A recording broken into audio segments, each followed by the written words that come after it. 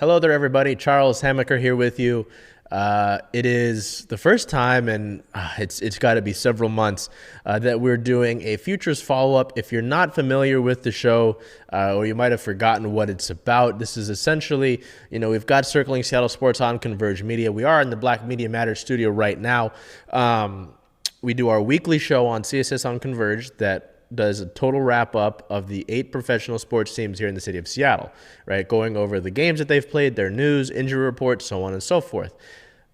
Essentially, what Futures Follow-Up is a version of that, but just covering the minor league teams, the semi-pro teams, and the affiliate teams of the pro teams in the city in a same sort of show, going over the game recaps, going over the team news, and so on and so forth. We've also got our college version of that, Woof Wednesdays, for the University of Washington athletic programs, the ones that we cover for the moment at least, and that takes place on Wednesday. This show will come out every Tuesday at 1 o'clock p.m. Pacific time, so look out for that.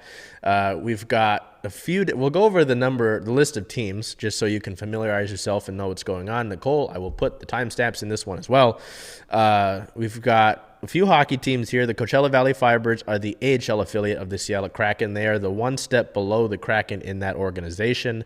The ECHL affiliate of the Kraken, a step below the Firebirds, is the Kansas City Mavericks. We've got 2 WHL teams in the near area. There are a few other teams in the state of Washington, but just because, trust me, I do a lot of work already. Don't give me too much. These are the 2 closest teams. We've got the Kraken prospects as well, that aren't just within the ECHL or AHL teams. So we've got that. We've got the Seattle Thunderbirds closest to us, and the Everett Silvertips, who are currently in the playoffs, so we'll go over that. In terms of baseball, we've got all of the Mariners affiliates. We're going to add, I believe, one other baseball team here in the next few weeks. We've got the 4 affiliates of the Mariners, the Tacoma Rainiers at the AAA level. That's the first step below the Mariners. The Arkansas Travelers are a step below them. That's AA baseball. The Rainiers are AAA. We've got the Everett Aqua Sox. That's high A up in Everett. Rainiers and the Aqua Sox are 2 of the closest affiliates to us. And then the Modesto Nuts are low A affiliate ball.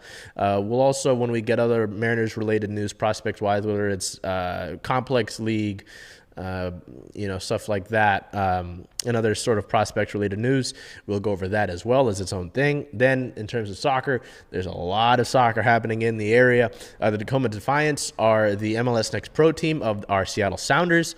That's similar to the Coachella Valley Firebirds as an AHL affiliate of the Kraken, and the Tacoma Rainiers as a AAA affiliate of the Mariners. Then there's 4 USL League 2 teams here in the area, 3 of them brand new this season. We've got Ballard FC, who we covered all through last year through their championship winning year. West Seattle Junction FC is actually close to where I grew up for a bit there. Mid Lakes United over in Bellevue, and then the Tacoma Stars, who they've been hard to get some news from. So we'll go back to the top with the Firebirds, who played 3 games over the course of the past week. April 4th versus the San Jose Barracuda.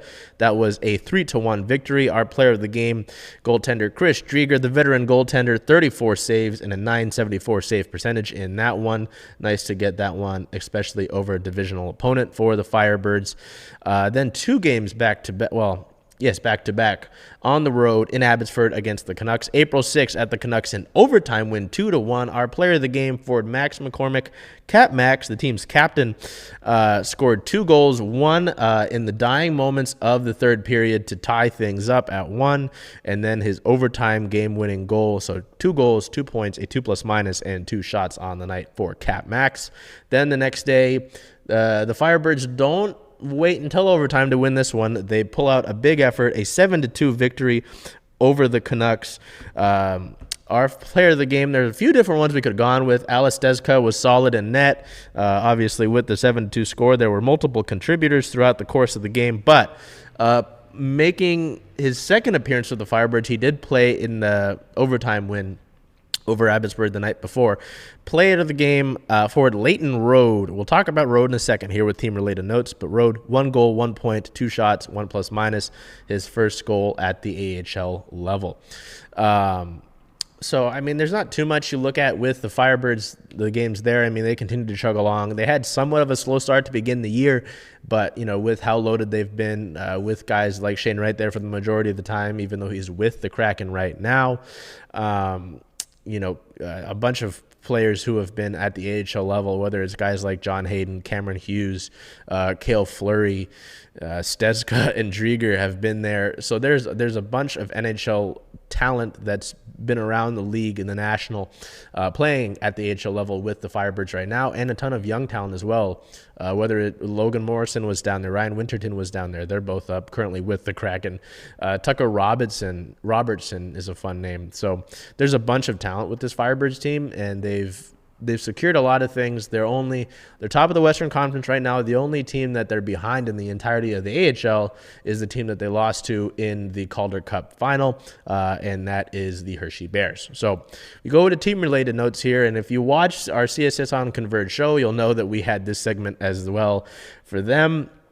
Cale Fleury's magical week with roster moves. On the first, the defenseman was recalled by the Seattle Kraken. On the second, the next day, he was reassigned to the Firebirds by the Kraken. A few days later, on the 5th, the defenseman was recalled by the Kraken. And then on the 6th, once again, he was reassigned to the Firebirds by the Kraken. On the 1st, the team signed defenseman Lukas Dragicevic and forward Leighton Road to their amateur tryout agreements after the Kraken had signed both of those players to their entry-level contracts. So Dragicevic did play in his first AHL game on the 7th in the Firebirds' big 7-2 win. Road, as I mentioned, played in the 6th and the 7th games.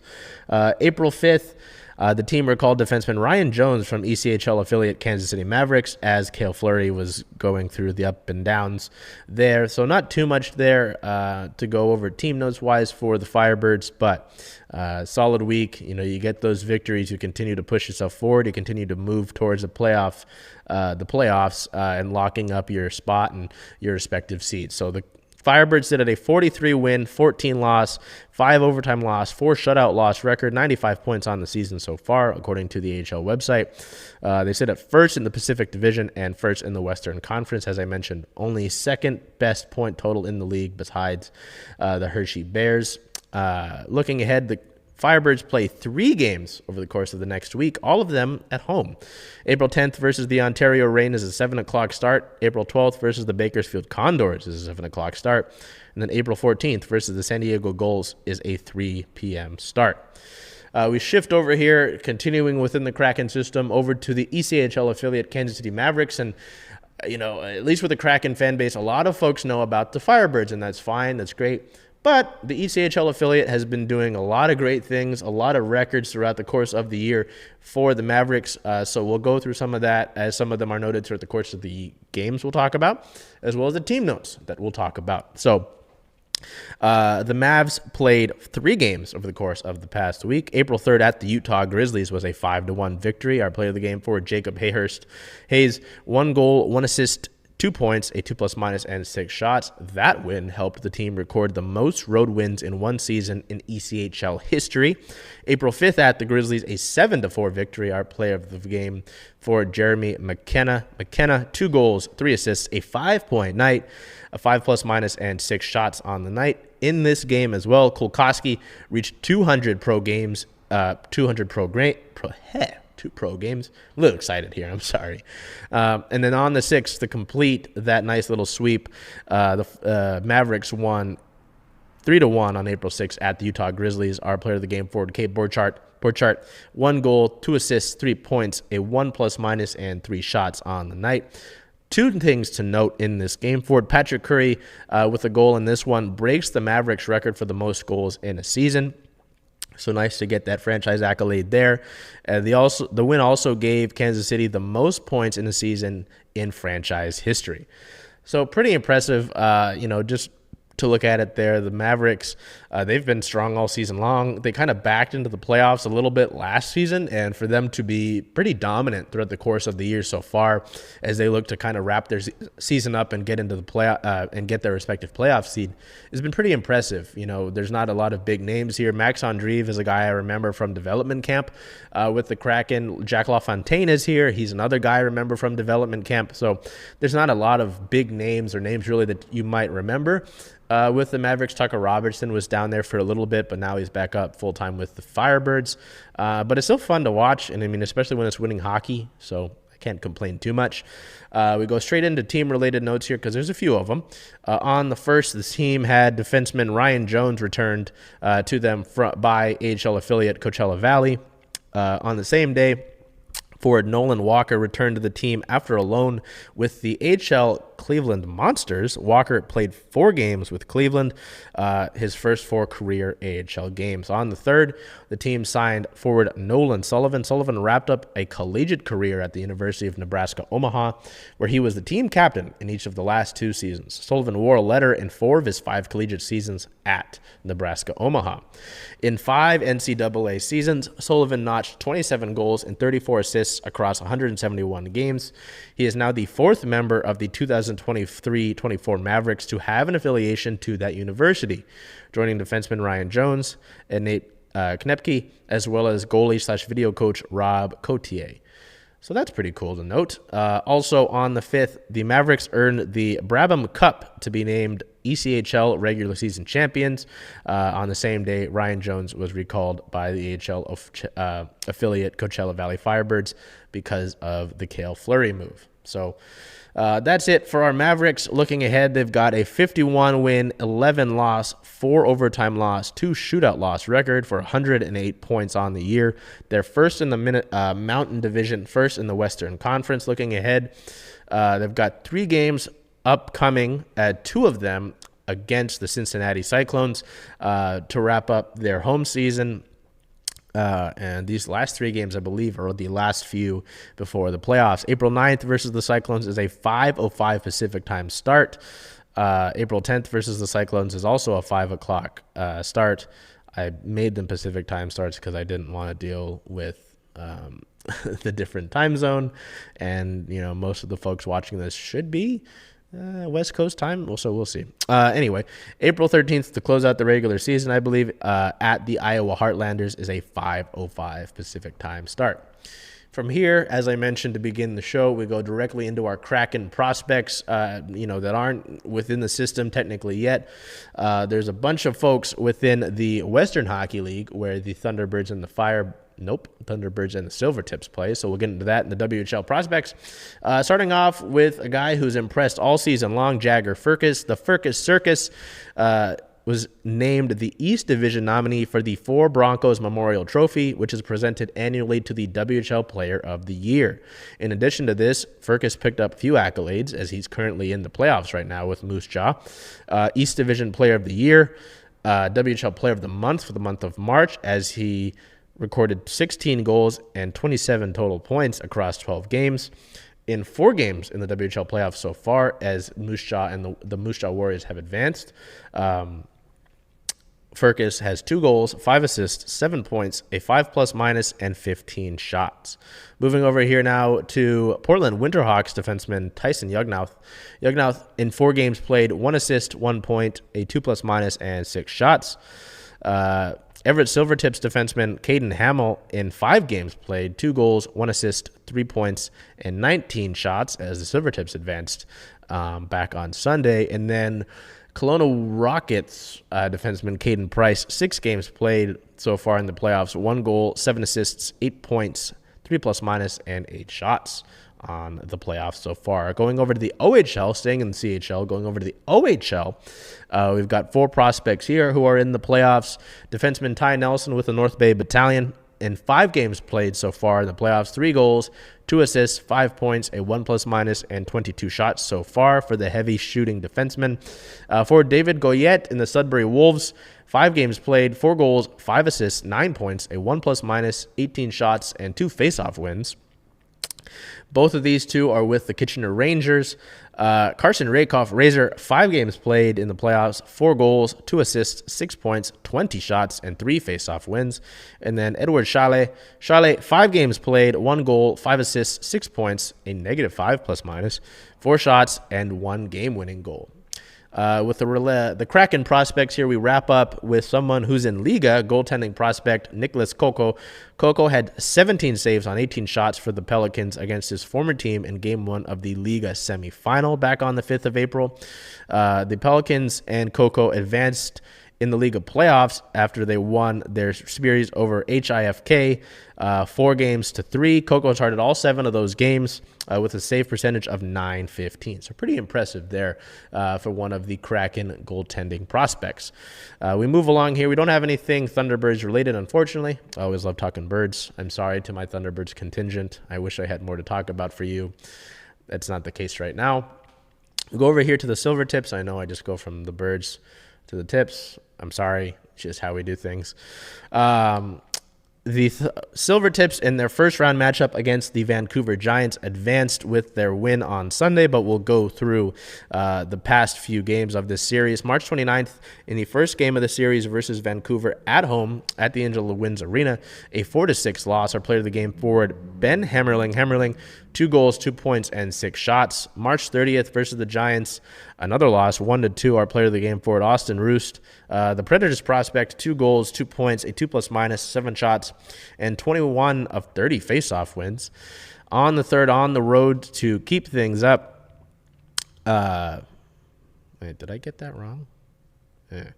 Anyway, oh, wait, no, I want to get this right. I'm sorry. Confused myself a little bit here. Playoffs. Go down here to... Oh, yeah, I did get that wrong. Oh, no, they won that game on the 30th. I'm sorry. I got that wrong. April 3rd at the Giants, a 3-1 win. Our player of the game forward, Austin Roost, again, 3 assists, 3 points, a 1+-, 2 shots, and 17 of 32 face-off wins. So after the Game 1 loss, they win the next 2. April 5th at the Vancouver Giants, a 4-1 win. Our player of the game, defenseman and Kraken prospect, Caden Hamill, 1 goal, 1 assist, 2 points, a 2+-, and 4 shots, sending the series back to Everett with a chance for them to advance on Sunday the 7th, and they did with a shutout win over Vancouver, 5-0. Our player of the game, goaltender Tyler Palmer, palms a 25-save shutout as the Silvertips advance to the next round to face off against the Portland Winterhawks. So Everett sits at a 45-win, their regular season record, 45 wins, 18 losses, 2 overtime losses, 3 shootout losses for 95 points. Second in the U.S. Division, third in the Western Conference. Looking ahead, the 2 games currently on the schedule in the WHL playoffs for the Silvertips. April 12th at the Portland Winterhawks is a 7 o'clock puck drop. And April 13th, that's Saturday. So Friday and Saturday, April 13th at the Winterhawks is a 6 p.m. start.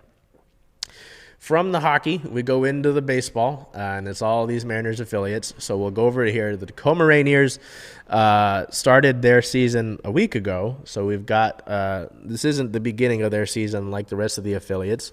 They started a long series at Salt Lake against the Bees, which is a Los Angeles Angels of Anaheim affiliate. So we'll go over that. April 2nd at the Bees was a 2-day loss. Our play of the game, center fielder Jonathan Clase, 2 hits and 1 run.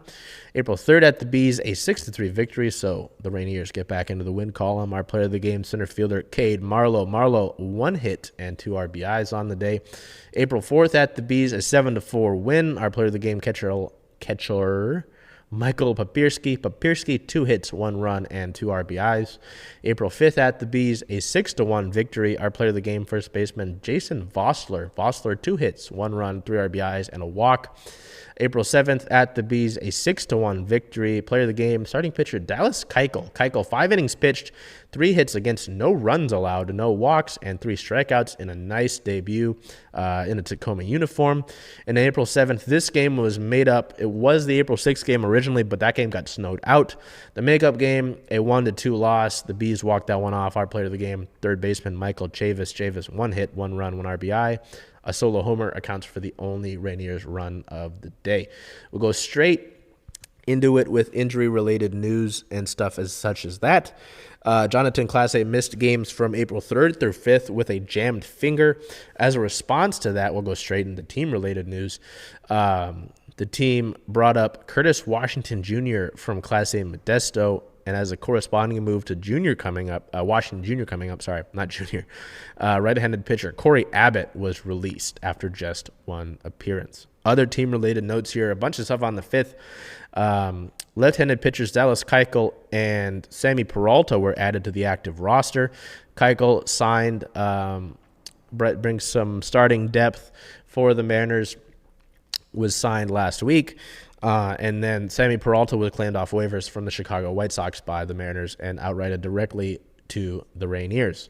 Infielder/outfielder Samad Taylor was called up to the Mariners' big league level as Ty France was placed on the paternity list. Right-handed pitcher Sean Poppin was released, and infielder/outfielder Sam Haggerty began an MLB rehab assignment after he had been dealing with a non-baseball related injury. The Rainiers sit at a 6-3 record. They are first in the PCL West, second in the entirety of the Pacific Coast League. Looking ahead, they get back to Shaney Stadium to begin a series against the Reno Aces. April 9th and 10th are 6:05 starts against Reno. April 11th and 12th are 7:05 starts. April 13th is a 6:05 start, and then April 14th on Sunday is a 1:35 p.m. start. We go over here to the Travs. We go over to Arkansas, the AA affiliate of the Mariners, and they start, as I mentioned, with Tacoma. Arkansas, Everett, and Modesto all had their opening days this past weekend. So the Rainiers had been underway. They had their opening day on the 29th of March. The other affiliates, not so much. So we'll go into it here with Arkansas. April 5th at the Springfield Cardinals opening day. They lost versus the Springfield Cardinals, not at, I'm sorry. Was a 1-6 loss. Our player of the game, first baseman Tyler Locklear, the exciting first baseman prospect, made some good plays throughout the course of the week in the field and earned 2 of our player of the game honors. This one hit and 1 RBI. April 6th at versus Springfield, a 5-6 loss. Our player of the game, left fielder Spencer Packard, 2 hits, 1 run, and 3 ribbies on the day. And then to close out the series, and unfortunately to see Springfield complete the sweep over the Travelers, a 1-8 loss on the 7th. Our player of the game, once again, first baseman Tyler Locklear, 2 hits, 1 run, and 1 walk. Tough one there, but we'll go directly here into the Travelers' opening day roster that was announced on the 3rd of April. We'll go into the pitchers here directly. Left-hander Raul Alcantara, left-hander Peyton Alford, right-handed pitchers Jared Bayless, Blas Castano, Luis Carveo, left-handed pitcher Garrett Davila, right-handed pitchers Logan Evans, Logan Gregg, Kyle Hill, Travis Kuhn, Juan Mercedes, Reed Morgan, and then 3 left-handed pitchers to round out the pitchers, Ben Onishko, Reed Van Scooter, and then Danny Werchinski. The infielders, Tyler Locklear, Morgan McCullough, Ben Ramirez, Robbie Tenerowitz, Hogan Windish, and Cole Young. So Cole Young makes the jump to AA. The outfielders, Jared Oliva, Spencer Packard, Alberto Rodriguez, and Grant Witherspoon. 2 catchers on the roster here, Jake Anchia, and then exciting catching prospect Harry Ford, and then utility player Caden Polkovich. So from there, the Travelers sit at an 0-3 record. They're 4th in the Texas League North and 8th overall in the Texas League with that 0-3 start. Looking ahead, they got a road series coming up here against the Tulsa Drillers. April 9th at the Drillers is a 5 o'clock start. This is Pacific time, by the way. April 10th at the Drillers is a 10 a.m. start. April 11th is 11th and through 13th, so that's 11th, 12th, and 13th. They're all 5 o'clock starts. And then April 14th at the Drillers is an 11 a.m. start. We'll go quickly over here to the Everett Aqua Sox, the high A affiliate of the Mariners, who started the season on the road down in Hillsboro. They didn't get swept, but they didn't win the series either. They would lose this one 2-1. They did win opening day, though, April 5th at the Hops, a 5-4 win. Our player of the game, center fielder Bill Knight. Knight 1 hit, 1 run, 2 RBIs, and 2 walks on opening day. 1 walk, sorry. 1 hit, 1 run, 2 RBIs, and 1 walk on opening day. In a wild one that went to 14 innings on the 6th, the Aqua Sox lost 7-8. Our player of the game, second baseman Brock Rodden, 3 hits, 1 run, and 3 RBIs on the day. And then April 7th, to close out the series, the Aqua Sox lose the rubber match 3-4. Our player of the game, left fielder RJ Schreck, 1 RBI on the day and 2 walks. So go over here with the Aqua Sox roster, which was also announced on the 3rd. With the pitchers, Juan Burgos, Ty Cummings, Nick Davila. I'm sorry, they don't have the handedness listed. The Aqua Sox don't.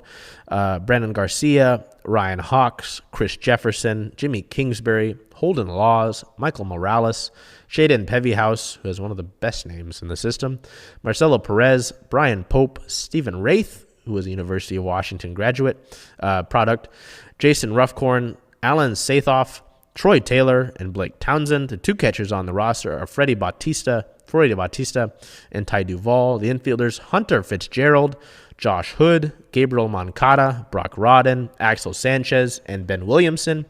And the outfielders, Colin Davis, Bill Knight, Victor Labrada, RJ Schreck, and Jared Sundstrom. We go directly over here to their upcoming games. The Aqua Sox sit at a 1-2 record. They're 4th in the Northwest League. Looking ahead, they come back home. Home opening day for the Aqua Sox is April 9th as they begin a 6-game series against the Eugene Emeralds. April 9th and 10th are both 7:05 starts. April 11th is a 12:05 start. April 12th and 13th are both 7:05 starts. And then April 14th is a 4:05 start. We go over here to low A affiliate, the Modesto Nuts, who did get a series win. So there's some positivity there if you're looking at some of the lower affiliates. As they had began the season on the road, April 5th at the Stockton Ports was a 7-2 victory. Our player of the game, designated hitter Charlie Pagliarini, 2 hits, 2 runs, 3 ribbies, and 1 walk on the day. Sorry, as I start to get the rosters ready here. April 6th at the Ports, a 2-4 win. Our player of the game, center fielder Johnny Farmello, one of the 3, should be big future of the Mariners. 3 first-round draft picks in 2023. 1 hit, 1 run, 1 RBI. And then April 7th to close out the series against Stockton, a 14-5 victory. Our player of the game, designated hitter Lázaro Montes. Lads, 3 hits, 2 runs, 3 ribbies, and 1 walk for the heavy-hitting outfielder. We go over here to the Modesto roster, and their pitchers, they do not also have their handedness listed. Dang it. Ernie Day, Pedro de Castellanos, Elijah Dale, Jose Geraldo, Tyler Go, Herman Fajardo, Brody Hopkins, Ashton Izzy, Jacob McNary, Jack White, Brian Perez, Anthony Tomchak, Jesse Wainscott, CJ Widger, Gabriel Sosa, Yuri Tatis, and Will Schomburg. We go over here now to the catchers, 2 of them on the roster, Connor Charping and Jacob Sharp. The infielders, Michael Arroyo, Colt Emerson, who has a few homers to begin the year. Very excited to see Colt Emerson continue his progression. Mika Perez, Charlie Pagliarini, Luis Cisbel, Ty Pete, and Caleb Cali. Then the outfielders, very fun group here, Lázaro Montes, Aiden Smith, Johnny Farmello, and Carson Jones. Looking ahead here, the Nuts, the Modesto Nuts, the low A affiliate of the Mariners, sit at a 2-1 record. They're 2nd in the Cal League North and 4th overall in the California League. Looking ahead, they've got a 6-game series at home versus the Lake Elsinore Storm. The first 4 games of that series, April 9th, 10th, 11th, and 12th, are all 7:05 starts. April 13th is a 6:05 start, and the April 14th is a 2:05 Pacific time start. So then the only piece of general Mariners minor league related news here is that we have on the 1st of April, former Arizona Diamondbacks pitching prospect Matt Tabor has signed a minor league deal with the Mariners. He hasn't pitched in the past 2 years because of a blood clot removal and Tommy John surgery. So if Tabor is going to make a comeback, it's going to be a pretty big one just considering what he's had to deal with. So we go directly over here now to the soccer teams, and we'll start with the Tacoma Defiance, who played on Sunday, April 7th versus LAFC 2 at Starfire Stadium, a 2-0 victory. Our player of the match, goalkeeper Jacob Castro Big, to help get the clean sheet here. 5 saves in that clean sheet effort. Nice for the Defiance to get this win. Chris Aquino got a goal just as this match was ending to really bury it. So nice for the Defiance to keep things going. They did have one loss a few weeks ago, but they've had a really nice start to the season. Them somewhat similar to the Firebirds in their relation to the Kraken. There's a lot of talent, a lot of young talent with this Defiance roster, so they should be fun to watch all year long. If you're near Starfire or if you just want to stream the matches, I would recommend doing so. There's a lot of talent that's going to be putting on a Tacoma uniform. So the Defiance have a 3-1 record right now. They are second in their conference for MLS Next Pro, third in the league overall. Looking ahead, their next match, April 14th at North Texas FC. That's a 5:30 p.m. Pacific time start. That match is free to stream on MLSNextPro.com. We go right over here to Ballard FC when we begin the USL League 2 teams. The 4 of them there are. Only 2 of them really have news here. April 1st, Ballard FC signed midfielder Ray Mendez. The Yakima native started 18 matches for the Falcons. The Seattle SPU Falcons, scoring 13 goals and earning GNAC Newcomer of the Year and First Team honors. April 6th, the club signed goalkeeper Adam Brahman. Brahman is a senior goalkeeper at the University of Wisconsin. He's originally from Mercer Island.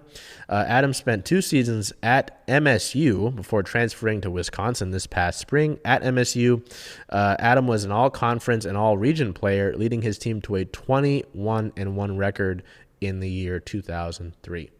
So Ballard, coming off of their 2023 USL League 2 championship, having lost a few weeks ago in the U.S. Open Cup to the Spokane Velocity, they're looking to retool. They kind of had to put that roster together. Didn't have a lot of time to train together with that roster for that Open Cup match. They're looking ahead now to the regular season, and they've got a few things that they're going to be doing to get ready for the regular season, but one of those things that is included is their kit release party on April 13th. There's some limited tickets available. We'll put the link in wherever this video goes. The main teaser that's been put out is Fire and Smoke. And there's been a few teases to the flare that got pulled out at Starfire Stadium after the Ballard game-winning goal in that USL League 2 championship. So there's that. If you're looking for something to look ahead to, Ballard's regular season opener is May 19th at the Tacoma Stars with a 2 o'clock start time. We go over here to West Seattle Junction FC. Again, the West Seattle, close to where I spent a lot of time growing up. They've been making a lot of roster moves. I think we'll do a big episode eventually here to sort of do a complete overview of all of the signings and probably like a roster overview. So April 1st, the club signed midfielder Sam Dag. Dag joins the club as a midfielder from Soka University of America. He's a West Seattle High School alum, and he captained the Wildcats during his senior season. On the 2nd, the club announced that One More Game is their 2024 title sponsor. One More Game is a game studio with a focus on healthy competition and cooperation. One More Game's logo will be on the front of the club's jerseys in 2024. The club is going to announce more about their there's going to be... One More Game has an upcoming release, Swap Meet, that is spelled SWAPMEAT, not like swap meet, like a meeting, but meat like the food. So that's interesting. April 3rd, the club signed defender Ashter Hestad. Hestad played his club soccer with Seattle United. So he's also going to be heading to the University of Washington in the fall. So it's going to be exciting to watch Asher put his talent on display on the west side before he heads over to Montlake. Also on the 3rd, the club announced that Hummel USA is their official uniform partner. Hummel has been around being their official uniform partner for a few different teams around the USL levels, so it's not really a surprise that West Seattle picks them as their official uniform partner. On the 4th, the club signed midfielder Connor Loudon. Loudon joins the Junction FC from St. Francis University, having previously trained with the Schalke 04 Academy, and he's originally from Gig Harbor. On April 5th, the club signed midfielder Luis Zazeta. Luis currently plays for Seattle Pacific University as a midfielder. The Falcon originally hails from Tucson, Arizona, bringing his midfield prowess and style from the desert up here to the Pacific Northwest. On the 6th, the club signed defender Cooper Gersh. Gersh joins Junction as a defender from Occidental College. He played high school ball on Mercer Island and now will bring that defensive ability over to the west side. On April 7th, to wrap up the West Seattle news, the club signed goalkeeper Kellen Pierce. Pierce is a junior currently at O'Day High School. Shout out to O'Day, as well as a member of Valencia CF Academy. The West Seattle homegrown talent brings his presence and passion to Junction's defense. So, much like Ballard, if you're looking for a regular season game to look forward to for West Seattle, the Junction's opener is a home opener, May 19th versus Capital FC. That is a 2 o'clock start time as well. So with that will wrap up this week's episode of Futures Follow-Up. Really glad to be getting back into this and to be doing this again. I know I've kind of slacked on this, and this show's kind of sat dormant for a while, but I hope you're able to enjoy it. I hope you're able to get involved with the different teams around the different minor league, semi-pro, and affiliate teams around our city, or the teams that are connected to our pro teams here in Seattle. Feel free to comment. Let us know if there are teams that you want. We're looking at a few teams to add, whether it's the Seattle Superhawks, the Dub C Fish Sticks, so on and so forth. So with that being said, take care of yourselves. Have a good rest of your day, and I hope to see you soon.